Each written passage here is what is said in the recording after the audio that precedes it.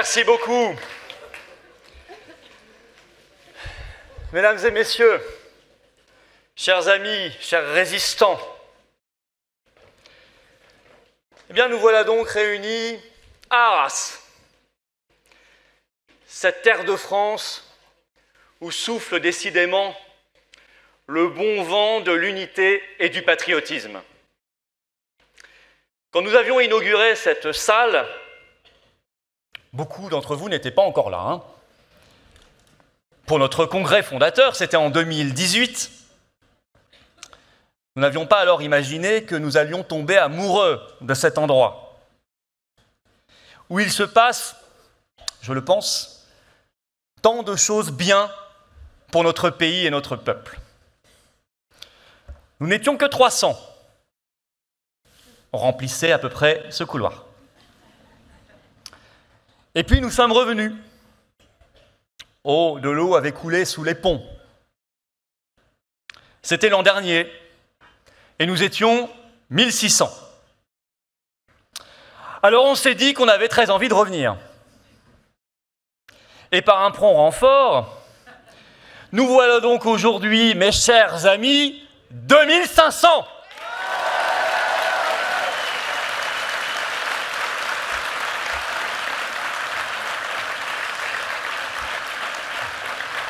Mon cher François, notre référent du Pas-de-Calais, je ne sais pas où tu es, mais tu es forcément quelque part, qui nous accueille chez toi. Cours donc, en sortant d'ici à la mairie d'Arras, pour leur demander de construire une salle plus grande, car quand nous reviendrons, nous serons 5 000, que dis-je, 10 000, 15 000, 20 000, 30 000. Nous serons tant qu'il faut pour aller jusqu'au bout, c'est-à-dire la victoire et sauver notre France. Alors, un grand, s'il vous plaît, un très grand, un immense, bravo. Aujourd'hui, à tous les bénévoles, sans qui rien ne serait possible.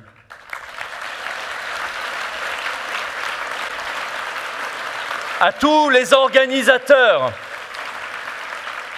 qui travaillent nuit et jour depuis des semaines, à tous les animateurs, à tous les participants, invités, intervenants, représentants, dirigeants d'associations et de partis politiques ici représentés.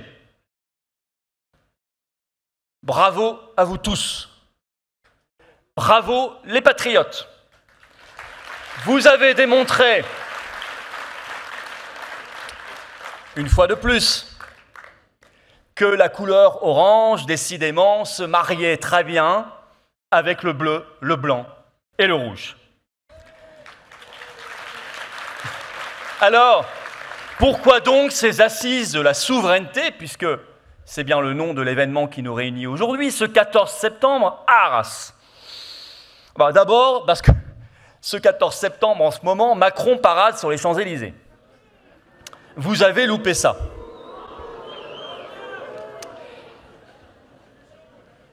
Il voudrait tant que l'or olympique soit le sien. Mais non, Emmanuel Macron n'est pas Léon Marchand qui veut. Au mieux, vous êtes un marchand de cauchemars, un marchand de mensonges, un marchand de souffrances. Vous ne transformez pas une course en or, vous transformez l'or en boue. Regardez ce que vous avez fait de la France, un pays, lui, en or. Oui, nous avons fait ces assises, paradoxalement, pour être debout. Debout malgré la boue. Debout envers et contre tout. Voyez l'été que nous avons vécu. Entre ce coup d'État latent du pouvoir, qui nous montre ce qu'est la nature de l'oligarchie. Vous votez 3 fois, vous dites 3 fois non au système, et on vous pond. Et on vous pond. Et oui, ça a mis un certain temps, c'est pour ça que je me suis permis de le dire 2 fois. Ça a mis 60 jours, une grosse ponte. Et on vous pond Michel Barnier. Michel Barnier. Alors, je ne dis pas que je ne l'avais pas vu venir, je l'avais annoncé sur ma chaîne YouTube en juin. Enfin, tout de même. Michel Barnier, l'homme du système, labellisé, il a tous les labels. Hein. L'homme de la trahison de Lisbonne. Moi, je suis comme Armand Altaï, j'ai voté non en 2005. Et je n'apprécie pas que 3 ans plus tard, on ait volé mon nom et Michel Barnier était l'un des grands organisateurs de ce vol, de ce viol démocratique.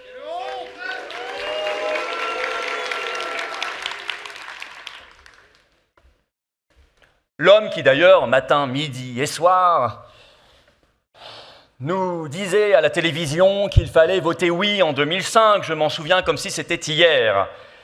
Il nous disait, il n'y a pas de plan B. Ce sera ça ou ce sera rien. Bon, on a dit, ce sera rien. Et notre nom signifiait déjà liberté et il signifiait déjà résistance. Et voilà que 19 ans plus tard, on nous recolle Michel Barnier. Et on nous dit, dans ces équipes, il y aura des ministres macronistes. Et chez ses copains de Bruxelles qu'il connaît bien, Ursula continue de régner en kaiserine. Et M. Breton continue de censurer à tour de bras. Quant aux pseudo-oppositions, et j'y mets 1, 2, 3, 4, 5, 10 guillemets, elles ne trouvent rien de mieux à faire pour les unes de nous vendre tout un été une dame venue des finances de Paris qui s'est pris pour le Premier ministre pendant 2 mois. C'était un peu étrange, Premier ministre virtuel. Alors qu'en face, côté RN, désolé, ça sent le pacte secret, le deal secret, comme dit la presse, à plein nez. Et on refuse de voter la censure. On nous dit qu'il faut laisser sa chance à Michel Barnier. Comme si c'était le poulet de l'année. Comme si on ne le connaissait pas déjà et de trop. Comme si, au passage, on pouvait faire ce cadeau à Macron, alors qu'on le sait, lui aussi, il est sur un siège éjectable.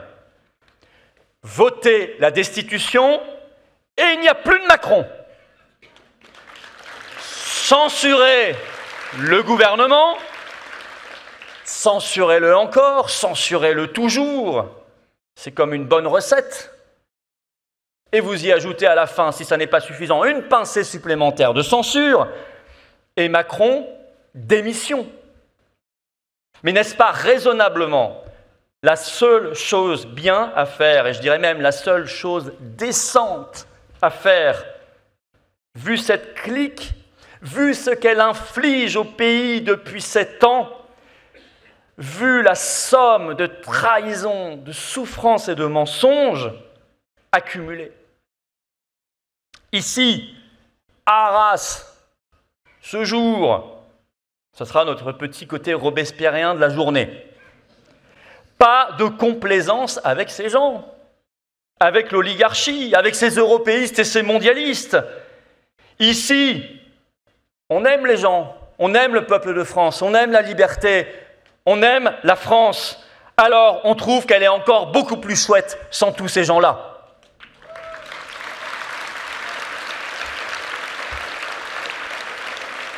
Oui, des assises pour être debout.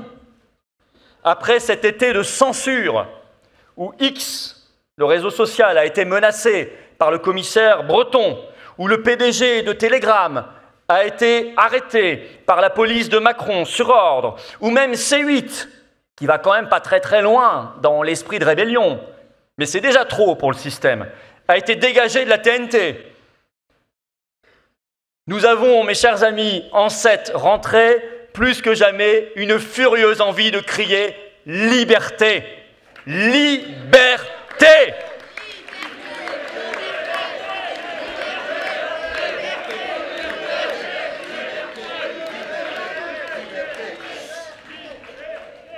y a un petit air de manif dans la salle. Ça fait du bien, ça fait plaisir. Des assises, oui, pour être debout, pour être libre, pour être souverain, pour défendre la paix, pour choisir la vérité, toujours, pour bâtir l'avenir, pour construire l'unité. Des assises pour une France belle, grande, juste, heureuse. Je ne connaissais pas meilleur moyen de reprendre l'année et j'avais très envie qu'on le fasse ensemble, tous ensemble ici réunis à Arras avec des hommes et des femmes d'exception dont vous avez pu entendre toute la journée et le reste du temps si vous tendez l'oreille, la formidable volonté de bâtir autre chose, un autre projet d'avenir et d'espérance pour la France et pour toute l'humanité. Je me dis que si ces assises n'existaient pas, il aurait fallu les inventer. Alors bravo à tous, grand bravo à tous.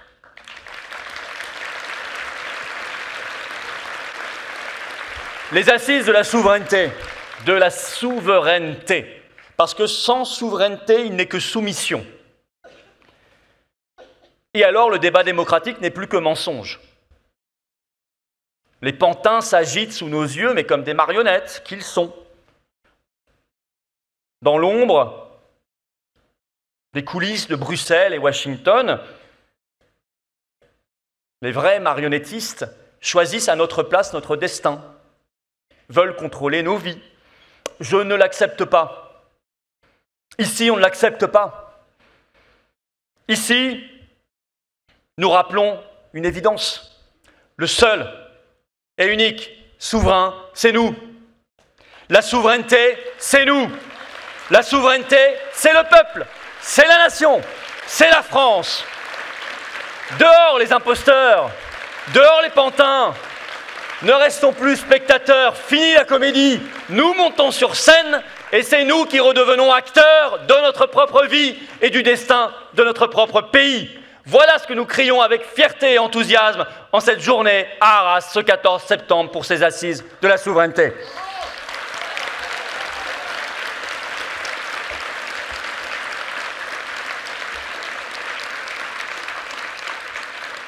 Alors, bien sûr, la souveraineté, c'est un moyen. On doit être souverain, c'est-à-dire indépendant, libre, maître chez soi, décisionnaire en dernière instance, voilà une foule de synonymes, vous choisissez, pour pouvoir faire quelque chose. Dès lors, le Frexit et tous ses cousins, la sortie de l'OMS, de la CEDH, de l'OTAN par exemple, sont des moyens.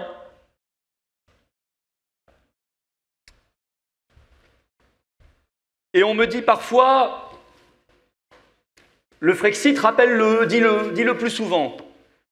Le Frexit, ça n'est qu'un moyen, pas une fin en soi. D'une certaine manière, c'est vrai. C'est le moyen de pouvoir faire, de pouvoir se redresser, retrouver notre prospérité, notre sécurité, notre place dans le monde, nos libertés, un avenir pour nos enfants. On va en parler dans un instant. Mais cette phrase, je dois l'avouer, m'a toujours un tout petit peu gêné. Elle m'a toujours laissé un goût bizarre, un sentiment un peu étrange. Briser nos chaînes, ça n'est pas qu'un moyen. Je ne suis pas totalement d'accord avec ça. Je vais vous le dire sans détour. Se libérer, briser ses chaînes, c'est déjà en soi un combat merveilleux. Rendu plus encore formidable quand on sait qu'il précède un avenir à bâtir, à rebâtir. Tâche ô combien motivante et exaltante. Mais réfléchissez bien à cela. Quand un peuple boute hors de son pays une armée hostile, étrangère, dans le but, bien sûr, de reprendre le cours normal des choses, de son destin, ce n'est pas qu'un moyen, c'est déjà une œuvre en soi. Une somme d'abnégation, de sacrifice, d'effort, de courage, de combat. Parfois de souffrance, de lutte, de combat, parfois de défaite, mais aussi de victoire, jusqu'à la victoire finale et la libération. Eh bien, le Frexit et tous les combats souverainistes authentiques, mes chers amis, c'est la même chose.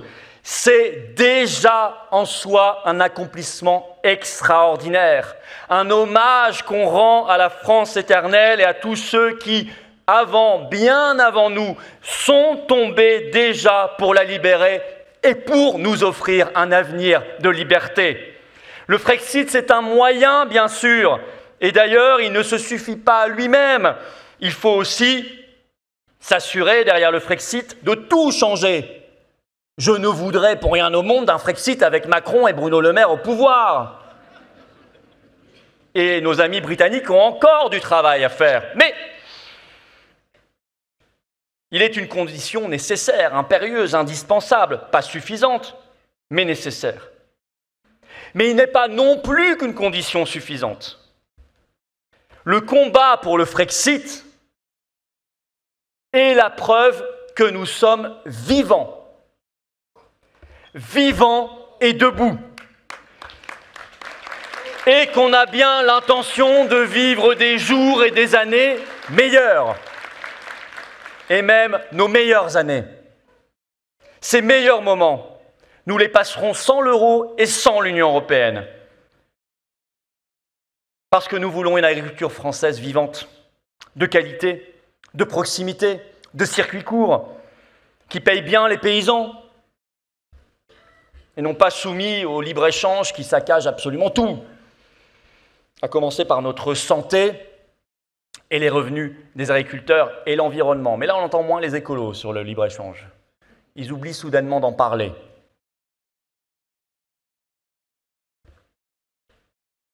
Quitter l'Union européenne nous permettra de développer ce projet agricole français, adéquat, humain, et de reprendre la main sur notre commerce.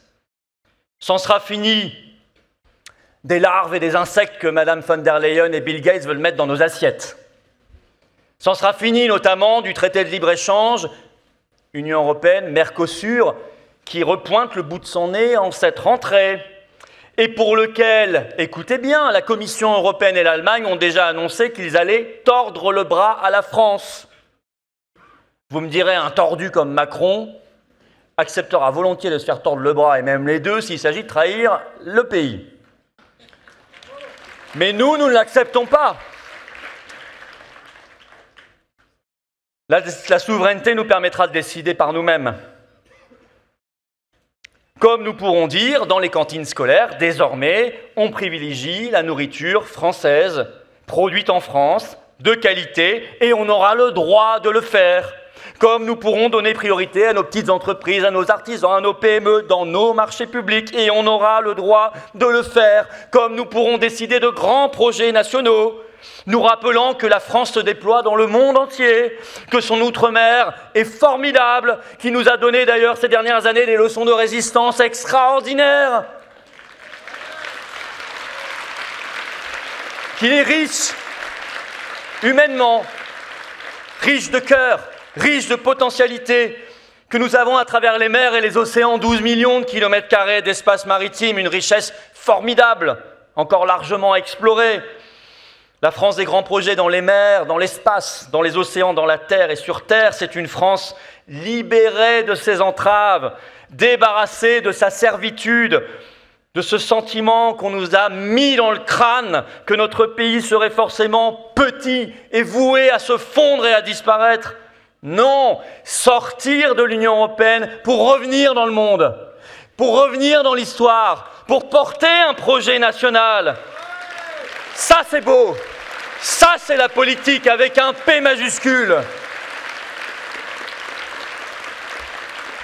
Ce projet de maîtriser enfin nos frontières nationales, de décider souverainement qui peut entrer, qui doit partir, de rétablir sur chaque mètre carré du territoire national la sécurité, la tranquillité, la concorde, le bien-être, le bonheur, l'insouciance.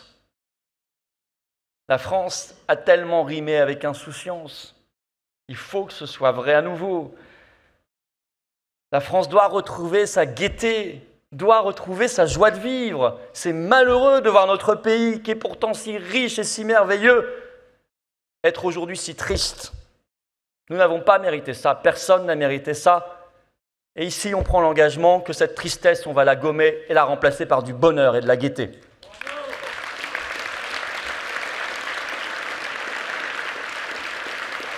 Une France libre, aura un grand projet pour l'école.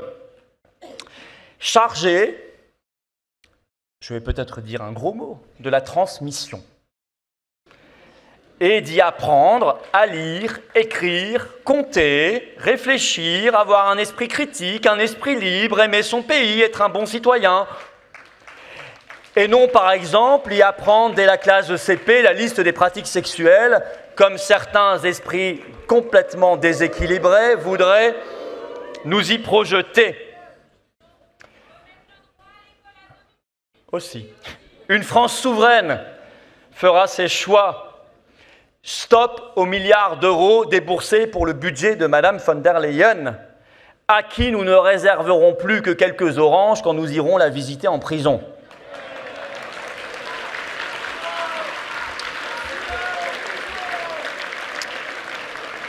« 15 milliards par an gagnés grâce à notre liberté. Imaginez tout ce qu'on pourra faire avec. Choisir de faire pour l'hôpital, pour lutter contre les déserts médicaux, pour soutenir les jeunes médecins qui s'installent, revivifier nos services publics, bâtir de solides infrastructures. Fini aussi les milliards pour le régime de M. Zelensky, qui n'alimente que la guerre, la corruption et la désolation.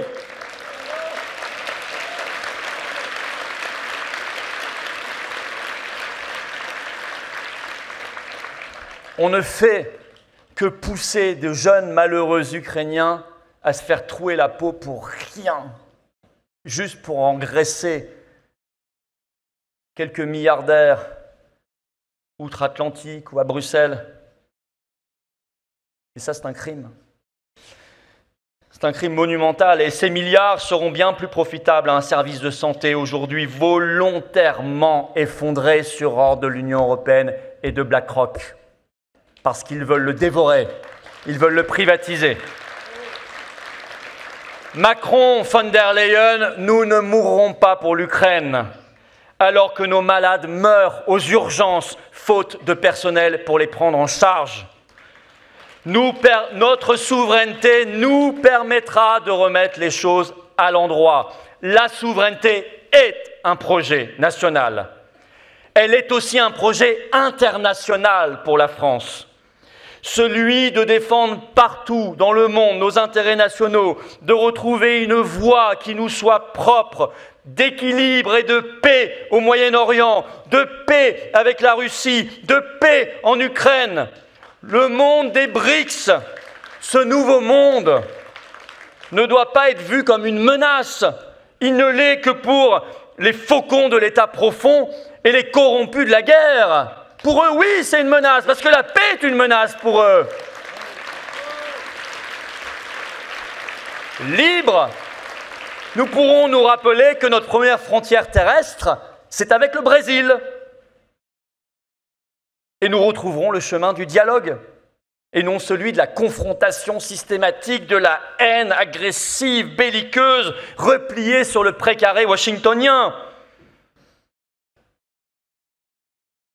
Nous dialoguerons avec l'Amérique latine, avec l'Inde, avec la Chine, avec la Russie, avec tous les pays, avec le monde arabe, avec les pays du Moyen-Orient. Nous dialoguerons et redialoguerons avec tout le monde, avec une boussole en tête. Où est l'intérêt de la France? Où est la paix? C'est tout ce qui nous intéresse.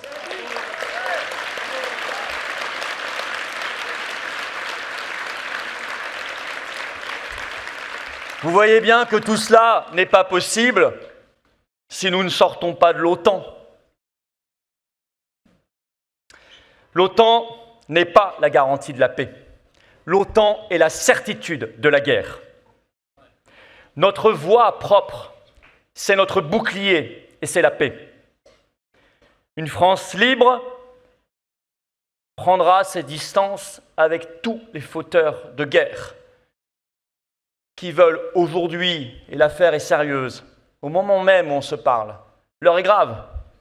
Je sais que dans l'excellente table ronde ce matin sur la sortie de l'OTAN, vous en avez parlé notamment, l'heure est grave, où certains veulent rendre la marche à la Troisième Guerre mondiale irréversible, notamment avant la possible élection de Donald Trump en novembre prochain.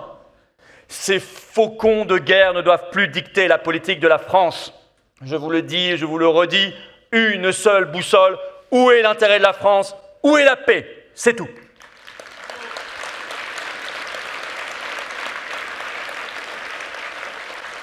Voyez ce qu'est la souveraineté.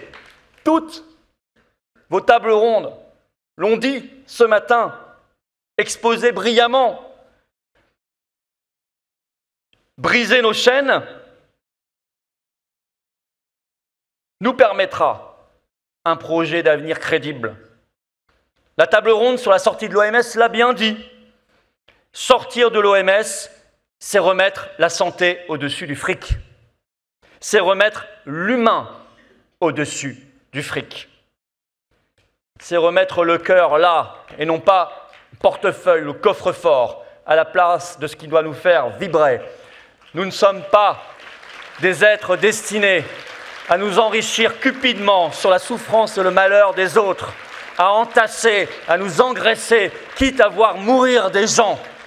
Nous sommes là pour essayer de nous sauver nous-mêmes et de sauver un maximum de gens et de les aider, de nous entraider. Il faut remettre ces principes de base au cœur parce qu'ils ont complètement disparu des radars. Complètement disparu des radars. Partout, c'est le fric, la cupidité et la corruption. Stop au fric, à la cupidité, à la corruption. Stop au règne du fric.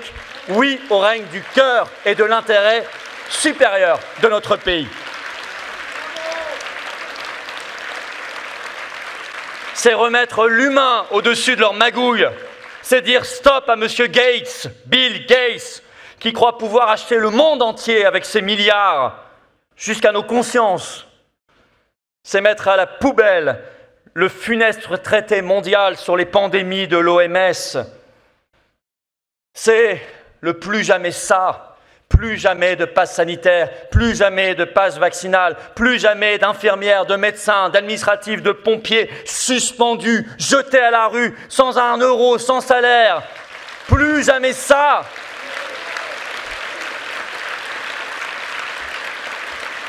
Plus jamais la gestion par la peur. C'est au contraire investir dans l'avenir.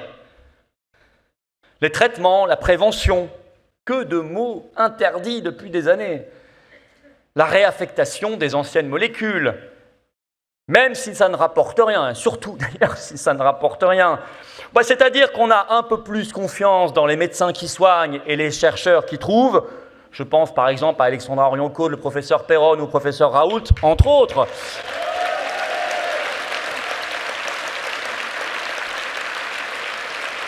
Plutôt que dans des actionnaires qui nous détroussent et de pseudo-milliardaires philanthropes qui veulent, tellement ils nous aiment, nous injecter de l'amour de force dans les veines.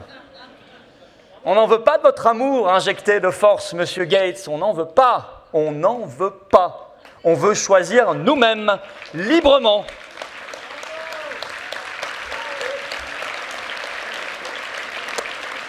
En bref, retrouver notre souveraineté, c'est en soi un combat.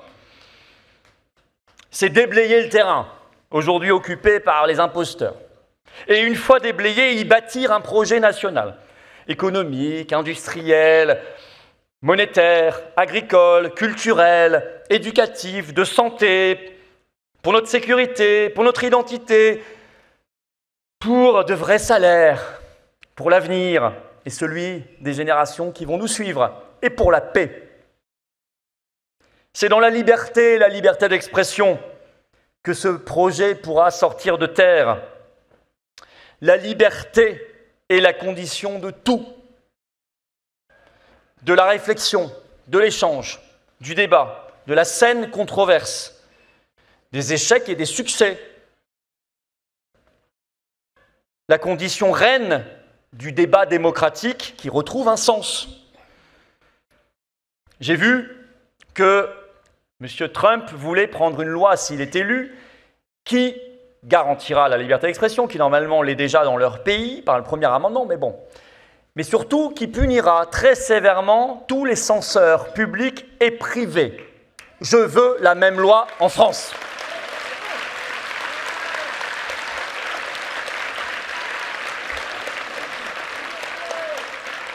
Covidisme, wokisme, mondialisme, européisme, climatisme, macronisme, on n'en peut plus de ces étouffoirs de la pensée, de ces bâillons qu'on veut nous coller sur la bouche. On veut l'intelligence de la pensée libre.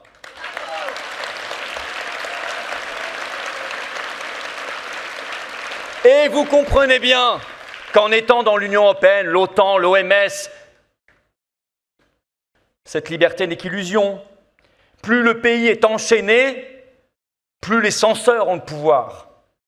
L'indépendance, la souveraineté, c'est le souffle de la liberté. Le mondialisme, c'est l'enfermement dans l'idéologie. Les souverainistes n'auraient donc pas de projet? Non, mes chers amis, les souverainistes sont les seuls à avoir un projet. Les autres ne font que recopier leur maître, recopier McKinsey.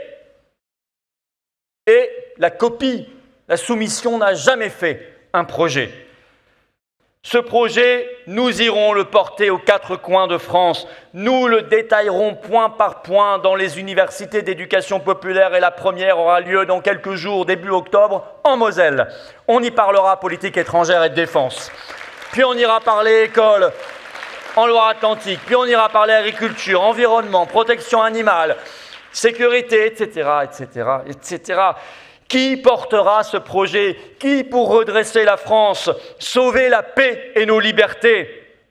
Mais n'y a-t-il pas ici réuni toutes les compétences pour le faire? N'y a-t-il pas ici des gens qui géreront l'économie, l'industrie, l'agriculture, nos entreprises et les finances publiques 10 fois mieux que Monsieur le maire? N'y a-t-il pas ici des gens qui s'occuperont de notre santé 100 fois mieux que M. Véran?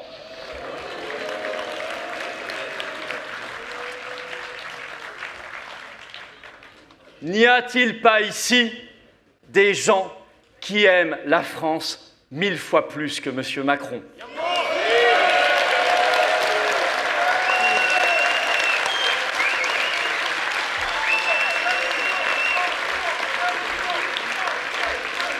Bien sûr que si. À l'heure des soumissions et des compromissions, nous, souverainistes, nous sommes la vraie, la seule, la belle alternative pour sauver notre pays. Et nous avons un devoir sacré que cette journée a placé au centre de tout, être unis et rassemblés. Nous avons passé la journée à le dire. Les mois derniers à le faire et à tenter de le faire encore et toujours mieux. Nous avons eu sous nos yeux toute la journée, ici, dans toutes les salles, cet engagement, cet appel à travailler ensemble, à jeter les égaux aux égouts, à dire un non à la division, à chasser le sectarisme. Tous, nous avons pu signer cet engagement à travailler ensemble pour le bien commun. Et je suis sûr ici que vous êtes très nombreux d'ailleurs à l'avoir signé. Qui l'a signé? Ceux qui ne l'ont pas fait, vous pouvez le faire avant de partir. On vous laissera partir ensuite. Promis. Non, l'engagement est libre, mais il est beau. Nous nous engageons à adopter un réflexe systématique d'unité et de rassemblement dans les luttes, dans les combats, chaque mois, chaque semaine, chaque jour, chaque minute, chaque instant, rassemblés. À toutes les élections, rassemblés. Comment imaginer, si jamais, par hasard, nous devions retourner aux urnes l'an prochain suite à une dissolution de l'Assemblée nationale ou, qui sait, une démission de M. Macron? Comment imaginer de ne pas être sur la ligne de départ et de partir en ordre dispersé? Je me refuse à imaginer pareil scénario. Nous sommes nombreux, plus nombreux que jamais ici rassemblés. Nous avons invité tout le monde et beaucoup sont venus. Merci et bravo à eux.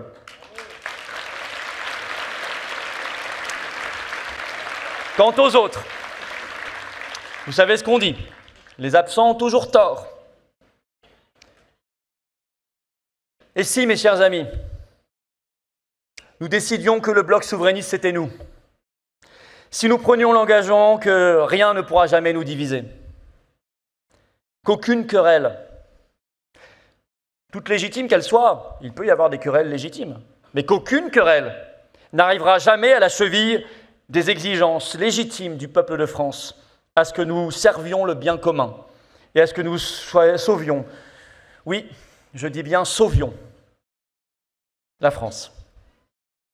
Ce qui est et ce qui sera toujours le plus beau et le plus grand pays du monde, le nôtre.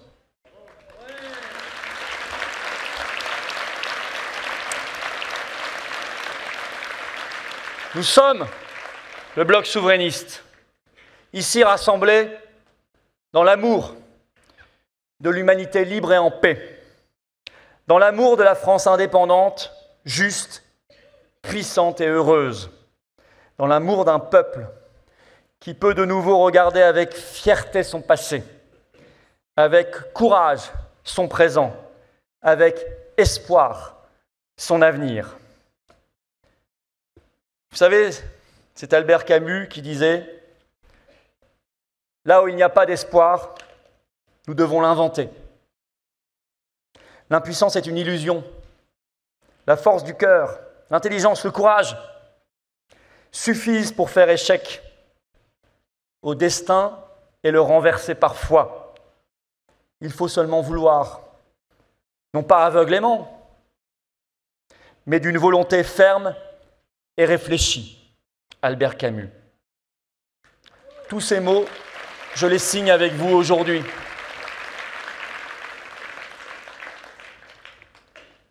C'est dans l'intelligence, dans le cœur et le courage que nous serons rassemblés pour toujours, rassemblés pour sauver notre pays, rassemblés pour donner un avenir à ceux qui vont venir après nous, rassemblés pour sauver la paix, pour sauver nos libertés, pour crier à la face du monde, nous sommes là, nous sommes vivants, nous sommes debout.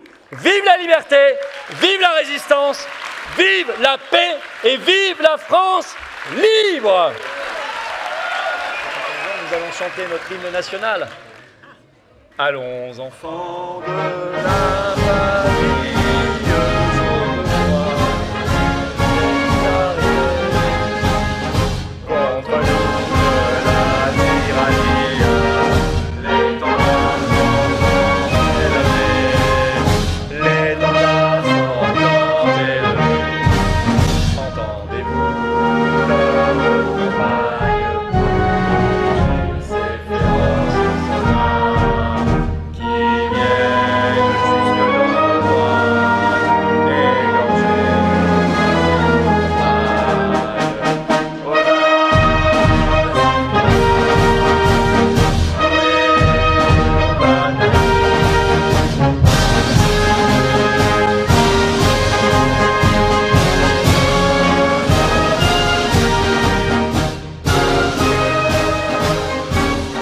Historique, ces assises de la souveraineté à Arras, ce 14 septembre.